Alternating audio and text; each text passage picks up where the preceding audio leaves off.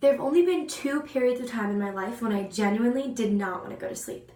I don't mean that I was having too much fun to go to bed, but I genuinely was terrified of going to sleep. The first of these times was around my 4th birthday. When I was 3, I promised my parents that I would stop sucking my thumb on my 4th birthday. Now, I needed to suck my thumb to fall asleep, so I couldn't conceptualize what it would be like to not have my thumb to help me fall asleep. And on the morning of my 4th birthday, my mom came into my room and said, "Jennifer, you're 4." And I remember bursting into tears. I knew that I had made a commitment, and I knew that that meant that I could not go back on what I had said, that I had to move forward and stop sucking my thumb. And so that night, my sister Jessica, who was 8 at the time, came into my room and crawled into my bed with me and held me and allowed me to just be with her and allowed her to comfort me until I fell asleep. And even beyond that, she allowed me to suck her thumb so that I could fall asleep.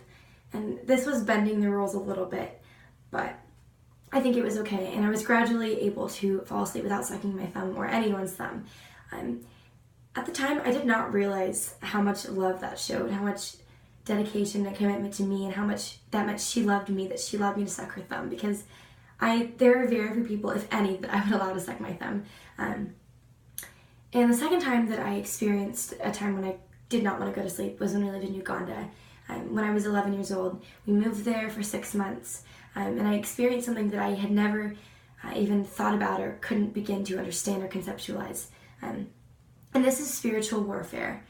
Demons, ambassadors of Satan, came and tried to shake my faith. And they definitely scared me. That is the most scared I have ever been in my entire life. And every night I dreaded going to sleep because I was afraid that it would happen again, or that my mind would fabricate images that weren't there. My parents and siblings, though they tried very hard, were not able to assuage that fear inside of me. And this time, I needed God. In a different way, I was yet again given an older sister to let me suck her thumb. I learned to find comfort and solace in Christ and understand that He was always with me to comfort me. Starting at this point and continuing for the rest of the time we were in Uganda, for the rest of the 6 months and beyond that, even years later, even sometimes now, every night I sang the words "To You Are My All in All." At beginning, it was just to distract myself at first, but then it developed into something more for me. I truly began to believe those words of the song. He became my strength when I was weak. He became the treasure that I sought. He picked me up when I fell down, and He is worthy of praise. And I knew that I was insufficient. And just like when I was 3 and 4 years old, I knew that I needed to make a commitment to not allow fear to have power over me, to not allow Satan to win or to have the victory. Satan intended the situation to harm me, but God intended it for good.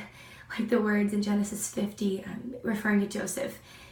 Satan wanted to make me a slave to fear, but the Lord used this time to draw me infinitely closer to Him and to teach me so many lessons.